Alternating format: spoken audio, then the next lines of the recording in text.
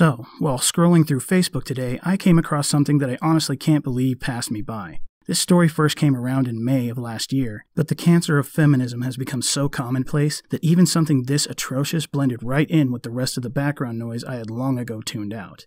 Yes, you are reading that right. Feminists are considering it a victory that they have gained the legal right to drink while pregnant. Now, before we go any further, I have already said during my last livestream with Dire Wolf that I am not against abortion. I agree with it in the wake of the growing population crisis and an observation of people who have sex with careless abandon even though they are in no position to raise a child. I also agree with the woman's right to choose, but would add the unassailable right for men to abort financially and surrender all responsibilities and rights to that child at any time, since women not only do not need the father's permission to abort, but they also do not need the father's permission to abandon the child at any time after the birth via the Baby Moses Law. If the choice is going to belong solely to the woman, let the consequences potentially belong to the woman alone as well. No woman should have the right to legally and financially trap a man for an act in which both parties willingly participated. For conveying this view, I naturally received some pushback from a few people in the comments, as I expect that I will now. And I both accept that and am willing to have that conversation so long as I feel it will be productive. I have never once had the delusion that my viewers would agree with me on everything, if for nothing else than the fact that this social justice crap has brought together center-leaning people from both the left and the right. That said, I think that parties on both sides of that particular fence can agree that feminists have lost their minds if they think we're going to prioritize the fun and games of the mother over the health of the child she chooses to carry to term. So, let's go over this article and explore just how insane this outcome is. It can be an awkward order for a pregnant woman. A glass of Merlot, please. Yeah, and I wondered just how awkward it is to bring your newborn child into a bar, hand the bartender his empty bottle, and ask for some Merlot for Junior. For the first time, the city is explicitly prohibiting restaurants and bars from refusing alcoholic drink orders to mothers-to-be, with new guidelines that say doing so would represent discrimination under the city's human rights law. While covered entities may attempt to justify certain categorical exclusions based on maternal or fetal safety, using safety as a pretext for discrimination or as a way to reinforce traditional gender norms or stereotypes is unlawful, the guidance released by the Commission on Human Rights on Friday says. Is that so? Well, let's have a look at that law, shall we? New York Executive Article 15296. It shall be unlawful discriminatory practice for any person being the owner, lessee, proprietor, manager, superintendent, agent, or employee of any place of public accommodation, resort, or amusement because of the race, creed, color, national origin, sexual orientation, military status, sex, or disability, or marital status of any person. There is nothing in the human rights law you cite that makes pregnant women a protected class in an establishment that serves anything, much less alcohol. And bartenders have their own rights and legal obligations concerning the refusal of service as well. Did you know that? Section 65 of the New York Alcohol Beverage Control Law, captioned Prohibited Sales, provides, no person shall sell, deliver, or give away, or cause, or permit, or procure to be sold, delivered, or given away any alcoholic beverages to 1. Any person actually or apparently under the age of 21 years, 2. Any visibly intoxicated person, and 3. Any habitual drunkard known to be such to the person authorized to dispense any alcoholic beverages. This law endows bartenders with a certain measure of personal discretion when deciding who to serve based on whether or not that person will be a danger to themselves or anyone else. You, as a pregnant woman, have the wellness of a child in your hands, and any alcohol coursing through your veins is going to be coursing through the veins of your unborn child. If the bartender sees serving you alcohol as a danger to that child, which it is, he should be well within his rights to deny you service.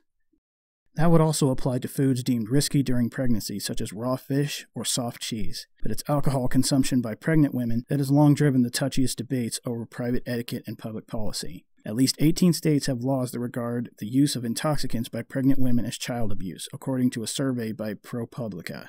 It was not clear how many jurisdictions have rules that specifically ban restaurants and bars from refusing alcohol service. Several medical organizations, including the American Academy of Pediatrics and the Surgeon General's office, discourage any alcohol consumptions. The Centers for Disease Control and Prevention has gone even further, recommending that sexually active women who are not using birth control abstain from alcohol. And one would think that with all of these warnings from nationally respected health organizations, it would be enough to at least legally deny pregnant women who can't be bothered to act like a responsible fucking adult for the 9 months that child has no choice but to be plugged into her biology. Apparently not. Apparently women deserve license to murder on a whim. Nonetheless, many expectant mothers allow themselves an occasional glass of wine, encouraged in part by research showing the small amounts of alcohol may not be harmful. According to the CDC, about 10% of pregnant women drink alcohol. I looked forward to my Friday night margarita during each of my pregnancies, and I think they contributed to a happier, healthier pregnancy for both mom and baby, wrote one New York Times commenter. Another reacted to abstinence advice this way: stop infantilizing women. Infantilizing? Infantilizing? I'll tell you what, Margarita, when you start acting like a fucking adult who actually understands that she is responsible for the life growing inside her, then maybe we'll stop infantilizing you. New York City's new guidelines would not undermine a state law that requires bartenders not to serve guests who are visibly intoxicated, but some bar owners worry that the rules could muddy the question of when it is appropriate to cut off a pregnant patron. Alright, well, allow me to clear up that mud for you, because AmericanPregnancy.org does not mince words on this topic, and here are the risks of drinking while pregnant.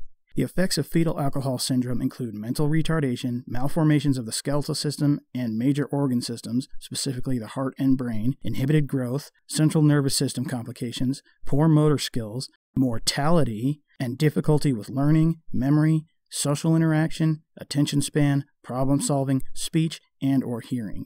There are also facial features that are characteristic of babies with FAS. These include small eyes, short or upturned nose, flat cheeks, and thin lips. These features fade as the child grows up, but the child still has to cope with the numerous other difficulties. The two categories of fetal alcohol effects are alcohol-related neurodevelopmental disorder, ARND, and alcohol-related birth defects, ARBD.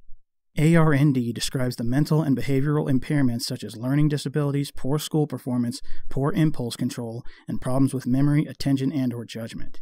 ARBD describes the malformations of the skeletal system and major organ systems such as the heart, kidneys, bones, and/or auditory system. Fetal alcohol syndrome is a result of high doses of alcohol consumption during pregnancy, such as binge drinking and/or drinking on a regular basis. Fetal alcohol effects are a result of moderate drinking throughout pregnancy. The results of both FAS and FAE are irreversible and lifelong. And just in case you're retarded enough to still be searching for loopholes in what was just said, their conclusion spells it out for you plainly. There is no amount of alcohol that is safe to consume during pregnancy, but the more alcohol that is consumed, the greater the risk to your developing baby. Fetal alcohol syndrome and fetal alcohol effects are 100% preventable for a woman who completely abstains from alcohol during pregnancy. Therefore, if you are aware that you are pregnant, trying to get pregnant, or think you could be pregnant, you should not consume any amount of alcohol. To a certain extent, it's government run amok, said Robert Brookman, a lawyer with New York City Hospitality Alliance, a trade group. Under state law, he noted, bars are required to post signs warning about the dangers of alcohol to fetuses. Yeah, it's not government run amok, it's feminist lobbying run amok. Just read back on what you just said here and think about what it means. Both of these laws, the law requiring bartenders to hang those signs and the law to be unable to refuse pregnant women service, now exist in tandem.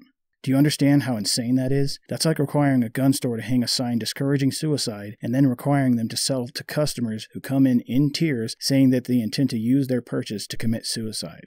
This is the insanity that feminism sows in our society today. It compels us to place a woman's right to choose what to do with her own body above all else, even when these choices are known to ruin a child's life. What's next? Are we going to have to give them exclusive access to mechanical bowls? Maybe we should encourage them to have a nice sweaty glass of antifreeze with their wine. But fortunately, there is some far more recent, far more hilarious news that I have to share. I think everyone here has probably already seen Audi's feminist propaganda in their recent Super Bowl ad.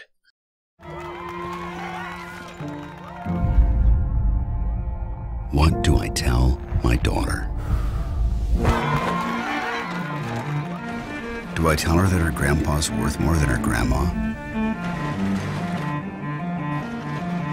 Of course, their more sane followers on Twitter, like Prepper Frog here, did not let this crap slide. You pay your female employees less than males? You know that's against the law, right? When we account for all the various factors that go into pay, women at Audi are on par with their male counterparts. Fucking hilarious. This stunning display of ignorance keeps cropping up again and again within the ranks of these pandering jackasses. Apparently the lesson wasn't learned when this exact fucking thing happened after Obama's peddling of the wage gap narrative.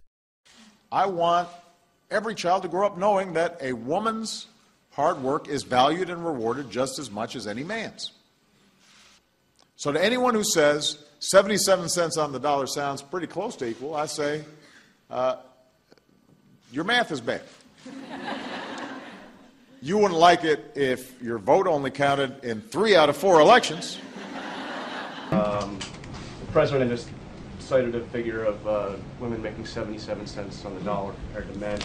I'm wondering if you've looked at the couple of people who looked at White House salaries. There was an AEI study that said the median salaries in the White House, women make 88% of what men make.